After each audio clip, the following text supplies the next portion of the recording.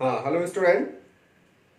आज जैसे last topic में मैंने आपको बताया अप टू कॉन्फ़िगरेशन में एब्सोल्यूट कॉन्फ़िगरेशन है, रिलेटिव कॉन्फ़िगरेशन। तो रिलेटिव कॉन्फ़िगरेशन में हमने आपको बताया small D small L configuration, capital D capital L configuration and erythro then three O configuration. आज का टॉपिक है एब्सोल्यूट कॉन्फ़िगरेशन। एब्सोल्यूट कॉन्फ़िगरेशन है कॉन्फ़िगरेशन, और उसमें एब्सोल्यूट कॉन्फ़िगरेशन में आएगा क्या? R S configuration. कॉन्फ़िगरेशन है ना। तो आपने देखा आर एस कॉन्फ़िगरेशन, या आर का मतलब होता है, लैटिन वर्ड है, अगर आपको पता होगा तो ठीक है। आर मीन्स होता है रेक्टस, ध्यान रखिएगा, रेक्टस। और एस मीन्स होता है सिनिस्टर। सिनिस्टर यहां रेक्टस का मीन्स होता है राइट, ठीक। और राइट को हम लोग यहां किसकी वजह से लेते हैं, कैसे लेते हैं? क्लॉकवाइज, ध्यान रखना। और यहां सिनिस्टर का मीन्स होता है लेफ्ट। लेफ्ट की मीनिंग हम यहां लेते हैं काउंटर क्लॉकवाइज या एंटी क्लॉकवाइज। क्लॉकवाइज। अब आपको क्या समझ रहा होगा? आपको समझ में आ रहा होगा प्लेन पोलराइज्ड लाइट से रिलेशन है, तो गलत आप समझ रहे हैं। This is no relation to plane polarised light. पहला नंबर, ये हमारा एब्सोल्यूट कॉन्फ़िगरेशन है, एक्चुअल रोटेशन नहीं है, ध्यान रखना। तो आखिर ये क्लॉकवाइज का मतलब क्या है, ये एंटी क्लॉकवाइज का मतलब क्या है? तो आपको मैंने सीक्वेंस रूल बताया। सीक्वेंस रूल में मैंने priority of the atoms and groups बताया। तो जो प्रायोरिटी ऑफ एटम और ग्रुप के अकॉर्डिंग, अगर आपकी आंख 1 2 3 के लिए क्लॉकवाइज रोटेट कर रहा है तो हम उसको आर लिख देते हैं, एंटी क्लॉकवाइज रोटेट कर रहा है एस लिख देते हैं। तो यहां आप एक सिंपल से समझने की कोशिश करिए कि आर हमारा, ये बहुत इंपॉर्टेंट बात है कि आर पॉजिटिव भी हो सकता है, आर कैसा हो सकता है? नेगेटिव भी हो सकता है। दूसरी देखिए, हमारे पास एस है, ये पॉजिटिव भी हो सकता है, और एस क्या हो सकता है? नेगेटिव भी हो सकता है। तो that is why you should be remember here, this is the absolute configuration. देख रहे हैं ना, this is absolute configuration, this is actual rotation. अगर हमको एब्सोल्यूट कॉन्फ़िगरेशन किसी का पता है तो हम एक्चुअल रोटेशन नहीं बता सकते, और अगर किसी का एक्चुअल रोटेशन पता है तो हम उसका एब्सोल्यूट कॉन्फ़िगरेशन नहीं बता सकते। ऐसा कंफ्यूजन कभी मत करना। जैसे आप मान लीजिए आपको कोई स्पीसीज है और क्वेश्चन आया कि इसका कॉन्फ़िगरेशन आर है, तो बताइए this can rotate the plane polarised light in clockwise direction, anti clockwise direction. आपका आंसर होगा हमको नहीं मालूम। हम जब तक इसको पोलरीमीटर ट्यूब में नहीं डालेंगे तब तक हमको नहीं पता चलेगा ये प्लेन पोलराइज्ड लाइट को राइट को घुमाता है या लेफ्ट को। बात समझ रहे हैं ना। तो दोनों में डिफरेंस है एब्सोल्यूट कर, ये साइंटिस्ट द्वारा आपको कॉन्फ़िगरेशन बताने का एक तरीका है। This is not actual rotation. RS configuration is just not actual rotation, है ना। एक्चुअल रोटेशन तब आप पता चलेगा जब आप एक्सपेरिमेंट करोगे। Okay, I think it is clear. एक छोटी सी बात है, इसको आप क्लियर करिए। आप कैसे कॉन्फ़िगरेशन कैलकुलेट किया जाता है मैं उसको आपको बताता हूं। Okay, clear. पहले देखिए, हम पहले ओल्ड मेथड आपको बताते हैं, फिर नया मेथड बताते हैं। आप देखिए कॉन्फ़िगरेशन कैलकुलेट करने के लिए ओल्ड मेथड। ओल्ड मेथड तो एक सिंपल सा था, और देखिए क्या है, जैसे मैं एक सिंपल सा कोई स्पीसीज दे दिया, आपके पास सी एच दे दिया, COOH दे दिया, और यहां लगा दिया क्या? OH, ठीक। You know very well, asymmetric carbon atom है। इसको किस नाम से बोलते हैं? लैक्टिक एसिड के नाम से बोलते हैं। पहले से आपको पता है लैक्टिक एसिड, वैसे आपको पुराना परिचित है, कहां पाया जाता है? मिल्क में पाया जाता है। तो एक सिंपल सा आप देखिए कि फिशर का प्रोजेक्शन फार्मूला बता। फिशर ने क्या बताया था, कैसे बनाइए? कि आपने कार्बन लिख दिया और ये वर्टिकल लाइन, हॉरिजॉन्टल लाइन। अब आप कार्बन के ग्रुप को कहां लिखते हो? वर्टिकल लाइन पे। विदाउट कार्बन को कहां लिखते हो? हॉरिजॉन्टल लाइन पे। वर्टिकल लाइन में लिखते समय एक और चीज क्या बताया फिशर ने, कि जिस ग्रुप का ऑक्सीडेशन स्टेट ज्यादा हो उसको वर्टिकल लाइन के टॉप में लिखेंगे। तो हमने क्या लिखा? वर्टिकल लाइन के टॉप में क्या बनाया? एसिड को बना लिया। अब नीचे हमने क्या, मिथाइल बचाया तो मिथाइल को लिख दिया। एक कार्बन कंटेनिंग एक ही तो ग्रुप है ना। मिथाइल है तो हमने मिथाइल को यहां लिख दिया। अब आपकी मर्जी, आप वो OH इधर लिखो, इधर लिखो, इधर लिखो, इधर लिखो। सबसे पहले इसका एब्सोल्यूट कॉन्फ़िगरेशन निकालने का तरीका है, पहले इसका सबकी प्रायोरिटी निकालो। देखो प्रायोरिटी, ओल्ड मेथड में बता रहा हूं, सबकी प्रायोरिटी निकाल लिया तो you know very well, oxygen, carbon, carbon, hydrogen. तो ऑक्सीजन क्या हुआ? 1 नंबर हुआ। फिर देखो कार्बन, कार्बन, कार्बन के बाद ऑक्सीजन, कार्बन के बाद हाइड्रोजन, ये क्या हो गया? 2 नंबर हुआ। फिर क्या हुआ? 3 नंबर हुआ, ये 4 नंबर प्रायोरिटी हुआ। अब ये मॉलिक्यूल को यहीं छोड़ दो। अब आप इसको यहां ले आओ, उसको छोड़ दो, सिर्फ ग्रुप ले आओ। 1 हुआ, ये 2 हुआ, दिस इज द 3 और दिस इज द 4। अब आपको करना क्या है ओल्ड मेथड में, अगर लास्ट प्रायोरिटी का ग्रुप वर्टिकल लाइन पे नीचे नहीं आता है तो आप उसको नीचे ले आओगे। कैसे ले आ सकते हो, देखो ये हमारा पर्पज क्या है, 4 नंबर को हमको नीचे ले आना है, ध्यान रखिएगा। और यही बात हो रही है कि लास्ट प्रायोरिटी का ग्रुप अगर वर्टिकल लाइन पे नीचे नहीं आता तो हमको नीचे ले आना पड़ेगा। यानी हमने अगर इसको यहां किया डियर तो इसको इसकी जगह पे ले जाना पड़ेगा, है ना, इसको इसकी जगह पे ले जाना पड़ा। हुआ क्या बताओ, अगर ये मॉलिक्यूल हमको जो दिया गया है, सपोज इसका कॉन्फ़िगरेशन आर है और आपने एक पेयर की चेंजिंग कर दी, इसके से यहां कर दिया, इसको यहां चेंज कर दिया, तो आर वाला क्या हो गया, यस हो गया। और आप रिजल्ट निकालोगे तो रिजल्ट आ जाएगा उल्टा, तो अपोजिट रिजल्ट आएगा। आपका आंसर कभी करेक्ट होगा क्या, नहीं करेक्ट होगा। तो आप करते क्या हो, जैसे ये आर था, हम एक बात बता रहे हैं, आप यू कैन कंसीडर अगर ये आर है और हमने एक चेंजिंग कर दिया, यस बन गया, तो हम क्या करते हैं, लगे हाथ एक और चेंजिंग कर देते हैं आर से यस से, फिर क्या बन जाएगा, फिर आर बन जाएगा, यानी प्रॉब्लम ओवर।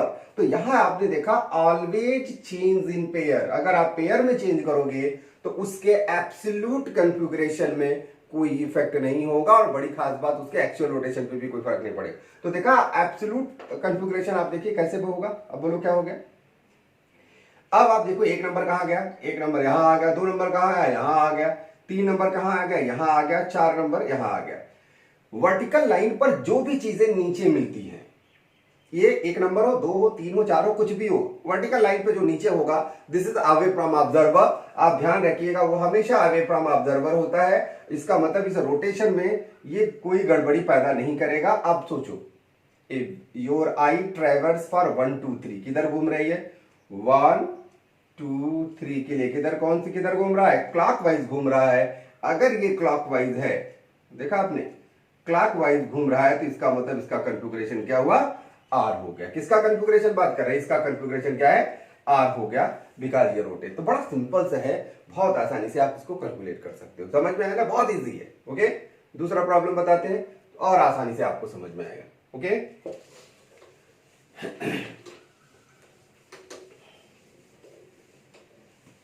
चलिए सेकंड नंबर, मान लीजिए हमने ऐसे बताया, यहाँ फ्लोरीन लगा दिया, यहाँ क्लोरीन लगा दिया, यहाँ ब्रोमीन लगा दिया, यहाँ आयोडीन लगा दिया।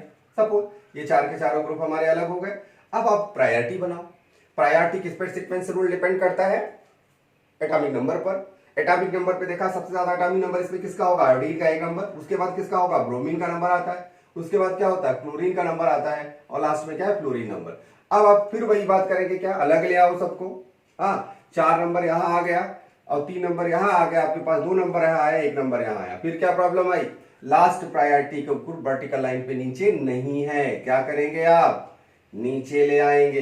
देखा आपने, और आपने देखा फिर मैटर आपने उल्टा कर दिया, तो चेंज इन पेयर, इनको अपनी जगह पे कर दो और इनको अपनी जगह पे कर दो, अपने आप मामला बराबर बराबर हो जाएगा। फिर क्या आया बोलो, अब 1 नंबर यहां आ गया, 3 नंबर यहां आ गया, अब देखो 2 नंबर खिसक के यहां आ गया और 4 नंबर यहां आ गया। यही तो हम चाहते थे, 4 नंबर नीचे आए। तो आपने देखा this is away from observer, और 1 2 का 3 किधर जा रहा है, ये अगेन ये क्या हुआ, क्लॉकवाइज रोटेट कर रहा है, राइट रोटेट कर रहा है।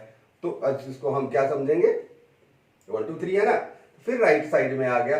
तो आप बहुत आसानी से आप इस बात को समझ सकते हो कि हम एब्सोल्यूट कॉन्फ़िगरेशन कैसे निकालें, आर और एस कॉन्फ़िगरेशन। ओके, चलो 1 2 एग्जांपल और बताते हैं।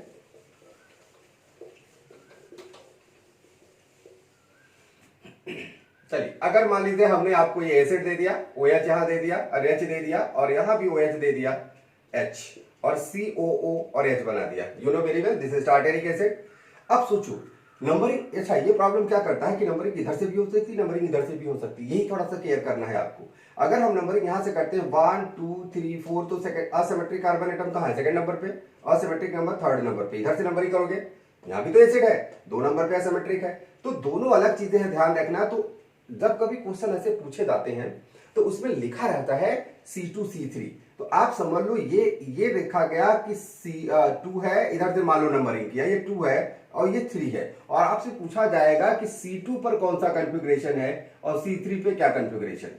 ठीक, चलिए अगर हम C2 को कैलकुलेट करते हैं सपोज, तो आप देखो C2 पे क्या लगा है, एक ग्रुप लगा है, दूसरा लगा है, ये तीसरा ग्रुप लगा है और ये चौथा ग्रुप लगा है। ठीक, चलिए हम प्रायोरिटी बनाते हैं। प्रायोरिटी किसकी ज्यादा होगी बताओ, एल्कोहल है, 1 नंबर की प्रायोरिटी होगी। अब मैटर आएगा एसिड और इसमें किसकी प्रायोरिटी ज्यादा है, बहुत ध्यान से समझिए।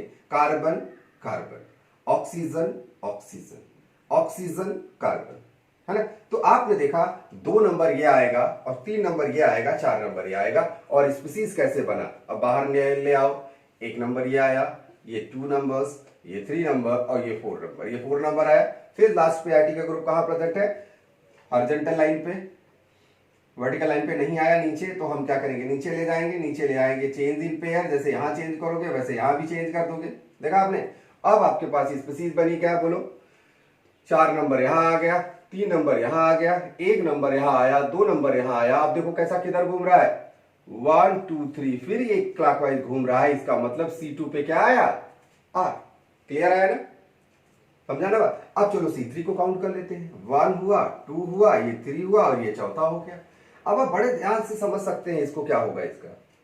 1 नंबर तो ये होगा, कोई प्रॉब्लम नहीं। 2 नंबर एसिड है, आपने देखा, 3 नंबर ये आएगा, 4 नंबर ये आएगा। और ध्यान से देखेंगे तो समझ में आएगा, वही है, बिल्कुल सेम आइडेंटिकल है ना भाई। ये बड़ा सा ग्रुप, अगर हमने ये बड़ा सा ग्रुप का इसकी काउंटिंग करने पर इसको 3 नंबर बनाया था, तो इस स्ट्रक्चर में ये वही ग्रुप हो गया ना, यहाँ 3 नंबर आ गया। तो इस तरीके से फिर क्या आपने देखा, 4 नंबर कहां आया, 4 नंबर फिर वहीं आता है, इस एक ही साइड में आता है, 4 नंबर फिर वहीं आता है। तो आप चेंज इन पेयर, पेयर में चेंज कर दो, इसको भी पेयर इन कर दो, यहां भी चेंज कर दो पेयर में, ओके। चेंज कर दिया। अब आपके पास सिचुएशन यहां क्या आई, बोलो, 1 यहां आ गया, 3 यहां आ गया। अब देखो 4 यहां आ गया, बट 2 यहां आ गया। अब बोलो 4 अवे फ्रॉम ऑब्जर्वर, आपने देखा क्या होगा, 1 2 3 किधर जा रहा है, एंटी क्लॉकवाइज आ रहा है, तो क्या हो गया, ये यस हो गया, यानी C3 पे क्या यस आ गया। और वैसे भी आपको पता होना चाहिए कि ये स्पीसीज के अंदर प्लेन ऑफ सिमेट्री है, देखा, प्लेन ऑफ सिमेट्री है। इसका मतलब है कि ऑप्टिकल एक्टिविटी नहीं है, इसके पास 0 है। इसका मतलब इसका आधा रोटेशन एक दूसरे को क्या कर रहा होगा, कैंसिल कर रहा होगा। अगर ये आर आएगा तो दूसरा वाला क्या आएगा, यस आएगा। अब हमको ये नहीं मालूम आर वाला प्लेन पोलराइज्ड लाइट को क्लॉकवाइज घुमाता है, एंटी क्लॉकवाइज, यस वाला क्लॉकवाइज घुमाता है या एंटी क्लॉकवाइज। बट ये मालूम है कि अगर आर वाला क्लॉकवाइज है तो यस वाला क्या होगा, एंटी क्लॉकवाइज होगा, उसी में अगर हम कंपेयर करते हैं तो, है कि नहीं। तो क्योंकि इनका रोटेशन एक दूसरे का अपोजिट है, ये बात समझ में आई ना। तो ऐसे बहुत आसानी से आप कैलकुलेट कर सकते हैं। ये था ओल्ड मेथड। अब मैं आपको न्यू मेथड बताता हूं कैलकुलेशन का, ओके। एब्सोल्यूट कॉन्फ़िगरेशन का न्यू मेथड जब हम कैलकुलेट करेंगे तो देखिए क्या होगा, जिसको हम किस नाम से बोलते हैं, इसे कॉल्ड एज गोल्डन रूल। किस नाम से बोलते हैं, गोल्डन रूल। गोल्डन रूल का मतलब ऐसा नहीं कि रूल गोल्डन है, ये जो साइंटिस्ट ने जिससे रूल को बोला था उसके नाम से है गोल्डन रूल। इसने 2 रूल बताया बंदे ने। एक पहला जो रूल बनाया इसके लिए, किसके लिए, फॉर फिशर प्रोजेक्शन फार्मूला। ध्यान से देखिए, Fischer projection, Fischer projection formula के लिए बनाया पहला रूल। और क्या बताया इसमें पहले रूल में कि आपने अगर फिशर प्रोजेक्शन फार्मूला बना ली स्पीसीज की, तो डायरेक्ट आपको निकालना है। और उसमें तो खास बात देखना पड़ेगा, जो लास्ट प्रायोरिटी का ग्रुप है या तो वर्टिकल में होगा, अब यहां ये बता रहे हैं वर्टिकल में ऊपर भी हो सकता है नीचे भी हो सकता है, टेंशन नहीं लेने का, है ना। या तो हॉरिजॉन्टल पे होगा, इधर भी होगा या इधर लेफ्ट होगा या राइट साइड में। तो पहला बात इसने बताया कि if atom R group, group मतलब फंक्शनल ग्रुप, आप लास्ट प्रायोरिटी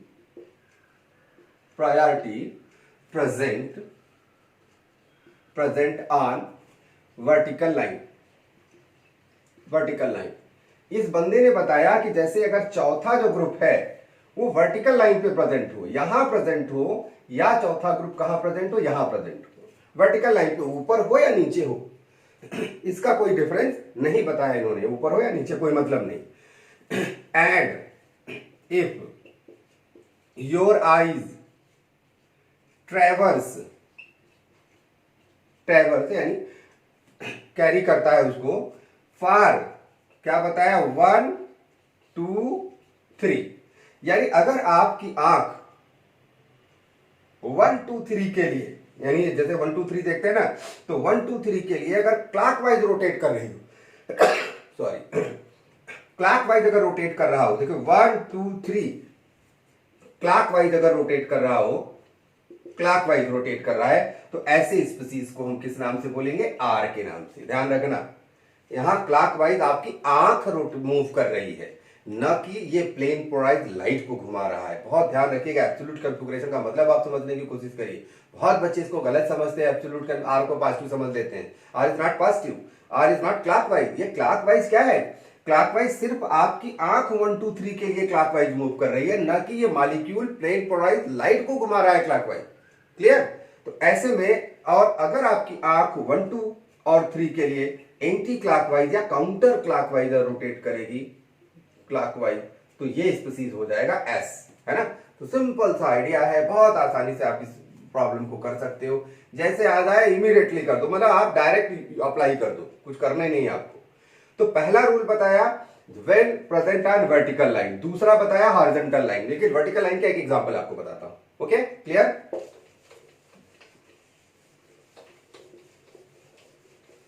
देखिए वर्टिकल लाइन के एक एग्जांपल, जैसे मान लीजिए यही मैंने बताया कि आपके पास हाइड्रोजन यहां प्रेजेंट है, मान लो एसिड यहां प्रेजेंट है, OH यहां दे दिया, किसी ने आपको ऐसा दे दिया।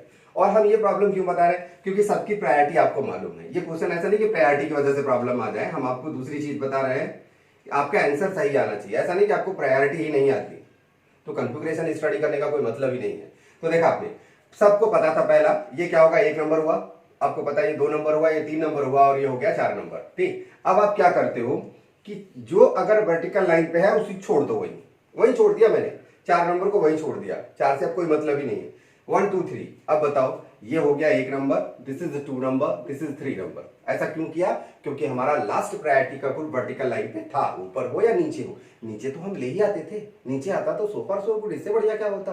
तो आपने देखा ऊपर था, सीधे से देखिए 1 2 3 किधर घूम रहा है, 1 2 3 आप देखेंगे moving and the counter clockwise, इसका कॉन्फ़िगरेशन एस है। देखा एंटी क्लॉकवाइज घूम रहा है ना 1 2 3, तो 1 2 3 ये इसका कॉन्फ़िगरेशन क्या हो जाएगा? यस हो जाएगा। आई थिंक क्लियर आपको? यानी जैसा भी आपको ऐसा स्पीसीज दे दिया रहेगा, वर्टिकल लाइन पे आया तो वहीं छोड़ देंगे, आप वहीं छोड़ के बहुत आसानी से कैलकुलेट कर देंगे। क्लियर?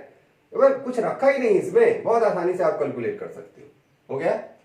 कोई भी और एग्जांपल आप ले लो, कोई ऐसी मतलब नहीं कि आप बार बार कोई बहुत सारे एग्जांपल ट्राई करना ही कुछ नहीं है। हम प्रायोरिटी निकालते हैं, वर्टिकल लाइन अगर वर्टिकल लाइन पे आया तो ऊपर आ जाए, नीचे आ जाए, कहीं आ जाए, वहीं छोड़ दो उसको, और छोड़ने के बाद 1 2 3 देख लो, क्लॉकवाइज रोटेट करेगा तो हम उसको आर लिख देंगे, और एंटी क्लॉकवाइज आपकी आंख मूव कर रही है। ध्यान रखना, प्रायोरिटी ऑर्डर 1 2 3, प्रायोरिटी ऑर्डर 1 2 3, अगर क्लॉकवाइज आएगा तो हम आर लिखेंगे, एंटी क्लॉकवाइज आएगा तो यस लिखेंगे। मेरे ख्याल से आपको समझ में आया होगा पूरी बात। Okay, it is clear?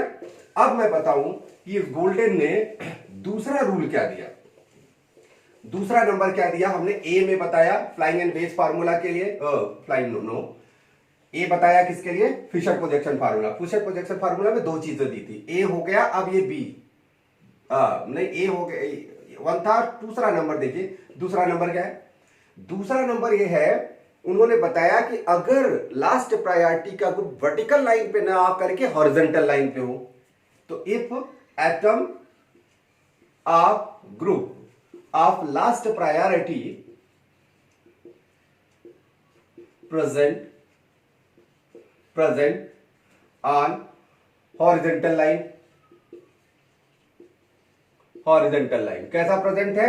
Last priority का ग्रुप आप यहां प्रेजेंट हो या लास्ट प्रायोरिटी का ग्रुप यहां प्रेजेंट हो। अभी हम क्या करते थे बोलो? अभी हम लास्ट प्रायोरिटी का यहां ग्रुप था तो आपको क्या करते थे? आप इधर ले आते थे, ऐसे करते थे, चेंजिंग करते थे ना नीचे ले आने के लिए। इन्होंने डायरेक्ट बताया क्या, ऐसी कंडीशन में, और अगर आपकी आंख 1 2 का 3 के लिए, देखो सिंपल सिंपल था, कब? जब लास्ट प्रायोरिटी का ग्रुप कहां प्रेजेंट हो? वर्टिकल में ना हॉरिजॉन्टल में प्रेजेंट हो। और आपकी आंख 1 2 3 के लिए, यानी चौथा छोड़ दो, वहीं कहीं कुछ ले आने की, इधर उधर ले आने की जरूरत नहीं। 1 2 3 के लिए अगर क्लॉकवाइज आपकी आंख मूव कर रही हो, ध्यान रखना, क्लॉकवाइज मूव कर रही हो तो इसका कॉन्फ़िगरेशन यस हो जाएगा। देखा, उसका एकदम उल्टा है। ये जो इसने रूल बनाया गोल्डन ने, ये रूल बनाया किसके लिए? वर्टिकल लाइन के लिए।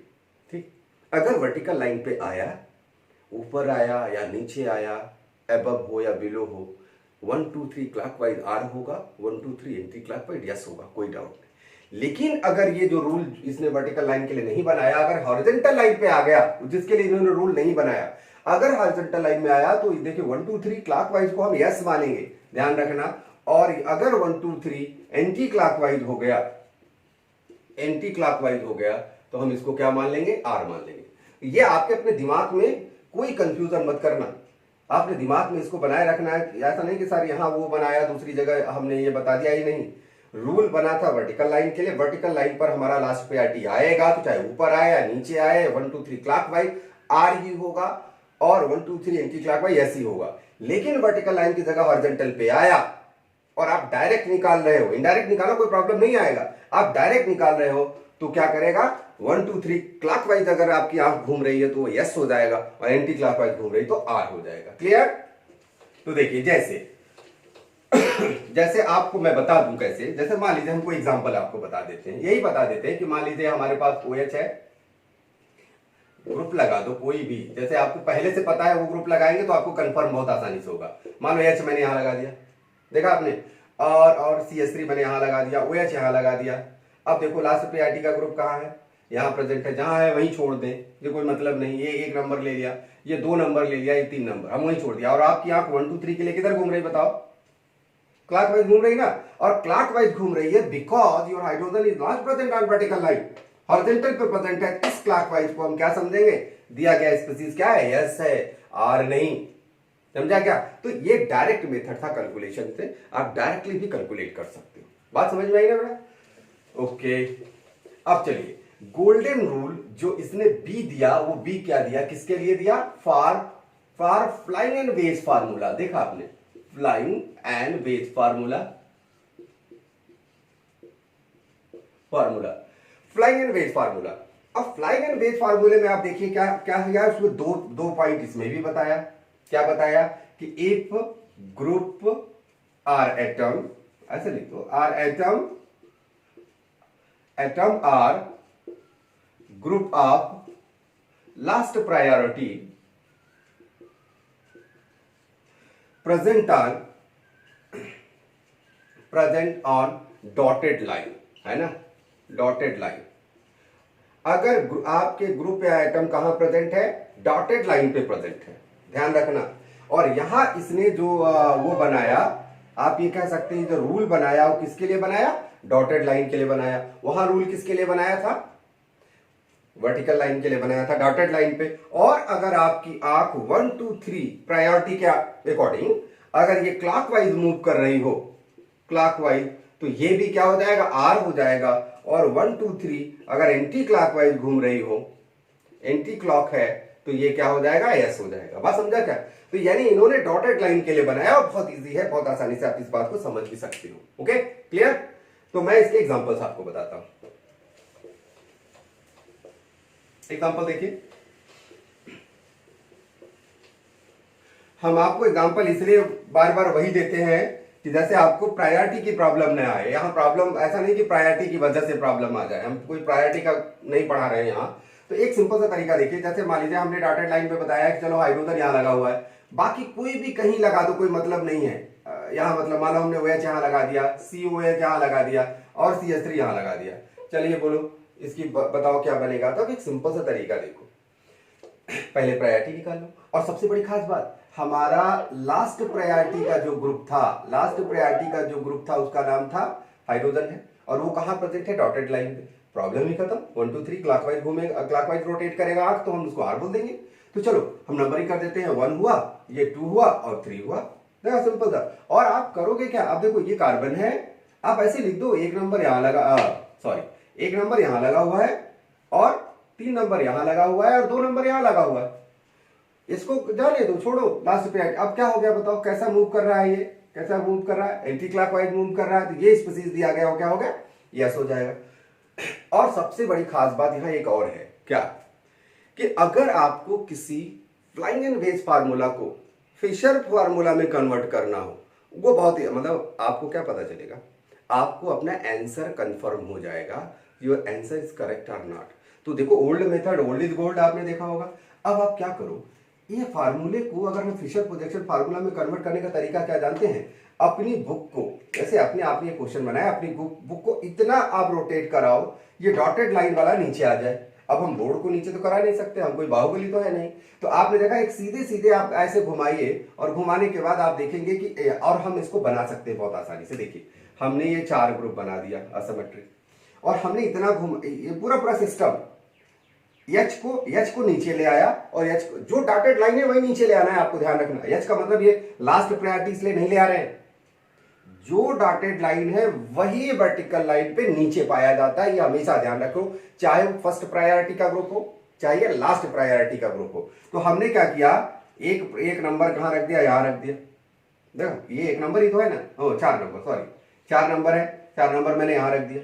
अब देखो हाइड्रोजन के बगल में, या तो ऐसे रखो यार, हाइड्रोजन ही रख देते हैं ना। हाइड्रोजन के बगल में क्या प्रेजेंट है बोलो, राइट साइड लेफ्ट साइड। देखो ये हाइड्रोजन है, हमने ऐसे घुमा दिया। हाइड्रोजन के राइट साइड में एसिड है, हमने इसके राइट साइड में एसिड लिख दिया। एसिड के राइट साइड में मिथाइल ग्रुप है, एसिड के राइट साइड में हमने मिथाइल ग्रुप लगा दिया। इसके राइट साइड में OH है, हमने OH लगा दिया। यही तो ग्रुप है, और जो इसका रोटेशन आया वही तो आना चाहिए इसका, जो एब्सोल्यूट कन्फिग्रेशन आया यही तो इसका आना चाहिए। और हम तो यही जानते हैं यार कि वर्टिकल लाइन पे नीचे आ जाए, और वर्टिकल लाइन पे नीचे आ जाए तो कन्फिग्रेशन कैसे कैलकुलेट करते हैं डियर, उसको छोड़ देते हैं वहीं।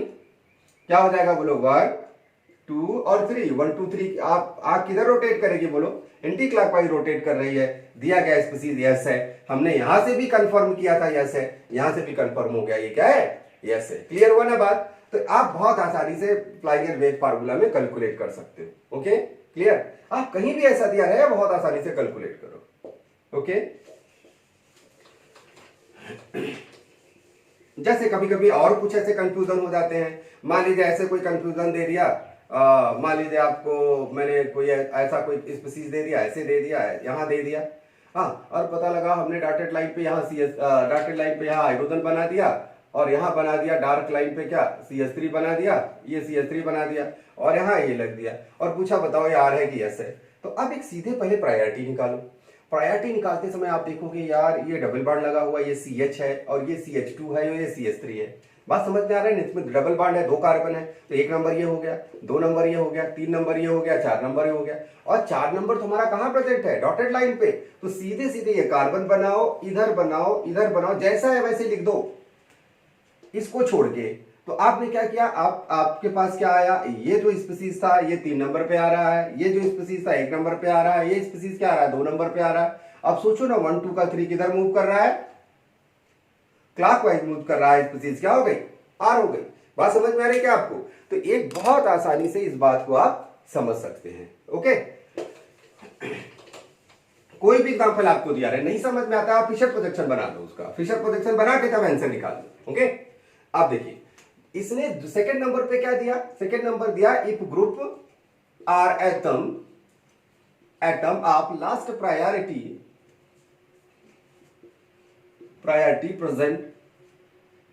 present on dark line, यानी अगर ये डार्क लाइन पे प्रेजेंट है, जैसे डार्क लाइन पे प्रेजेंट है इस तरीके से, तब ध्यान रखना। और वही पुरानी बात आपको बहुत फिर केयर करनी है। कौन सी पुरानी बात केयर करनी है, जैसे मैंने बताया फार्मूला किसके लिए बनाया, फ्लाइंग एंड वेज फार्मूला में साइंटिस्ट ने फार्मूला बनाया था डॉटेड लाइन के लिए। डॉटेड लाइन पे आया तो 1 2 3 क्लॉकवाइज R होगा, 1 2 3 एंटी क्लॉकवाइज S होगा। अब ये डार्क लाइन आ गया, गेम उल्टा हो गया, तो सब कुछ उल्टा आपको करना पड़ेगा। यही आपके दिमाग में आपको रखना है। इसका मतलब है कि अगर 1 2 3 ऐसे कंडीशन में 1 2 3 के लिए अगर आपकी आंख क्लॉकवाइज रोटेट कर रही होगी, तो क्या हो जाएगा, यस हो जाएगा। और 1 2 3 के लिए अगर आपकी आंख एंटी क्लॉकवाइज मूव कर रही होगी, रोटेट करना कहना गलत बात है, 1 2 3 क्लॉकवाइज मूव कर रही होगी तो उसको हम यस लिखेंगे। बात समझा क्या, क्लियर, इसमें कोई डिफरेंस नहीं है। उधर डॉटेड लाइन के था और वर्टिकल लाइन के लिए था, ध्यान रखना। तो इस तरीके से आप बहुत केयरफुल रहिए कैलकुलेट। और हम आपको बताएं अगर नहीं जाता, पुराना मेथड तो है ही है ना, कैसा भी कुछ रहेगा, हम लास्ट पे आरटी को नीचे ले आएंगे, अपने आप बना लेंगे। और अगर हमको फ्लाइंग बेस फार्मूला दिया है तो उसे क्या बना लो बताओ, उस फ्लाइंग बेस फार्मूले से आप उसको क्या बना लो, फिशर प्रोजेक्शन बना लो, अपने आप निकाल लो। तो दोनों तरीका आपको बताया तो शॉर्टकट है एक प्रकार से, है ना। Okay it is clear. तो चलो एक एग्जांपल देता हूं मैं आपको। एग्जांपल ये दिया कि मान लीजिए हमने ऐसे स्पीसीज दे दिया, पता लगा हमने ये डॉटेड लाइन दे दिया, डॉटेड लाइन पे हो गया OH, हाँ, और पता लगा डार्क लाइन पे हमने क्या दिया, डार्क लाइन लास्ट पे आईटी हाइड्रोजन दे दिया, और इधर हमने दे दिया CH3 और इधर दे दिया CO, एसिड लगा दो ना, O और OH दे दिया। हम इसी ग्रुप को बार बार दे रहे हैं इसलिए क्योंकि इसकी प्रायोरिटी सब आपको पता है, आपका टाइम पास नहीं होगा। ओके, तो आपने देखा इस तरीके से आप क्या करोगे। चलो अब क्या बात आया कि हमारा जो लास्ट प्रायोरिटी का ग्रुप है वो कहां प्रेजेंट है, डार्क लाइन पे प्रेजेंट है। मैंने आपको बताया था ऐसी सिचुएशन आ जाए तो उसको वहीं छोड़ दो, प्रायोरिटी निकालो, 1 नंबर हुआ, 2 नंबर हुआ, 3 नंबर हुआ, इधर 1 नंबर आ गया, इधर 3 नंबर आ गया, इधर 2 नंबर आ गया, 1 2 का 3 किधर मूव कर रहा है, क्लॉकवाइज R हो गया, हुआ ना, नहीं होगा यार, क्या होगा बोलो, ये क्या होगा कि अगर इसका 1 2 3 क्लॉकवाइज रोटेट करेगा तो R नहीं बल्कि क्या होगा, ये यस होगा। यही बात बताना चाह रहा हूं, क्यों, क्योंकि हमारा लास्ट प्रायोरिटी का ग्रुप डॉटेड लाइन पे नहीं था, डार्क पे था, सब कुछ उल्टा उल्टा। बात समझते ना।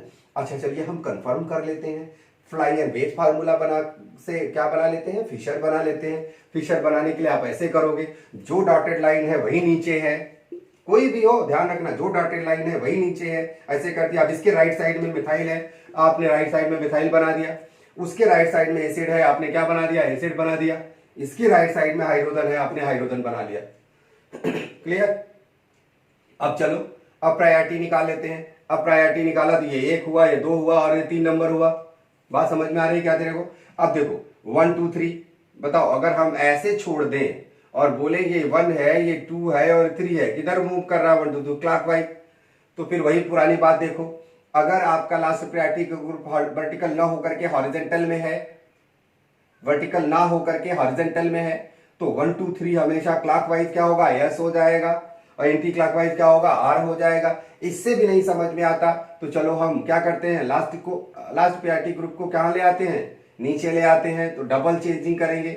डबल चेंजिंग कर दोगे डियर तो क्या होगा, हाइड्रोजन यहां आ गया, OH यहां आ गया, समझा बात। उसके बाद एसिड ग्रुप यहां आ जाएगा और मिथाइल ग्रुप यहां आ जाएगी। अब देखो 1 2 और 3, 1 2 3 किधर मूव कर रहा है, एंटी क्लॉकवाइज, क्या हो गया ये, यस हो गया। तो आपके पास तो बहुत सारे मेथड हैं जिसकी वजह से आप इसको कैलकुलेट कर सकते हो। तो ये एक सिंपल से मैंने आपको बताया एब्सोल्यूट कॉन्फ़िगरेशन। और बार बार क्वेश्चन पूछा जाता है कि बच्चों आप ये समझने की कोशिश करो, एब्सोल्यूट कॉन्फ़िगरेशन जब पता होता है तो हम एक्चुअल रोटेशन नहीं बता पाते। बहुत लड़के गलत करते हैं। मान लीजिए किसी का एब्सोल्यूट कॉन्फ़िगरेशन आर आया, तो अगर आपसे पूछा जाए कि this can rotate the plane polarised clockwise, आप बोलो यार रोटेट कर भी सकता है, नहीं भी कर सकता, यू आर नॉट श्योर। तो दैट्स वाई इसमें बहुत सारे बच्चे गलत कर देते हैं। उनको समझते हैं क्या कि अगर उसमें आर का कॉन्फ़िगरेशन आ गया तो जरूर प्लेन पोलराइज्ड लाइट को क्लॉकवाइज घुमाएगा। नो, ऐसा नहीं है, है ना। तो इस तरीके से मैंने आज आपको बताया क्या, हाउ यू कैलकुलेट या इंडिकेट द RS कॉन्फ़िगरेशन। तो 3 तरह के कॉन्फ़िगरेशन बताया आपको, absolute configuration, relative configuration. Absolute configuration में small D small L, capital D capital L, erythro three. और आपको ये बताया गया इसमें कॉन्फ़िगरेशन में, रिलेटिव कॉन्फ़िगरेशन में नाम बताया गया RNS configuration. This is absolute configuration. तो ये रहा नॉमेनक्लेचर का। हमारे नेक्स्ट लेक्चर में आपको इसके बाद ऑप्टिकल एक्टिविटी इन मॉलिक्यूल, तो वेरी वेरी इंपॉर्टेंट है, और कैसे ऑप्टिकल रोटेशन, अभी हमने ऑप्टिकल एक्टिविटी के बारे में कोई चर्चा नहीं करी, है ना। तो ऑप्टिकल रोटेशन और ऑप्टिकल एक्टिविटी और क्या होते हैं ऑप्टिकल आइसोमर, जैसे इनेंशियोमर्स क्या है, डायस्टेरियोमर्स क्या है, मेसो क्या है, इसके बारे में हम नेक्स्ट टॉपिक में पढ़ाएंगे। ओके।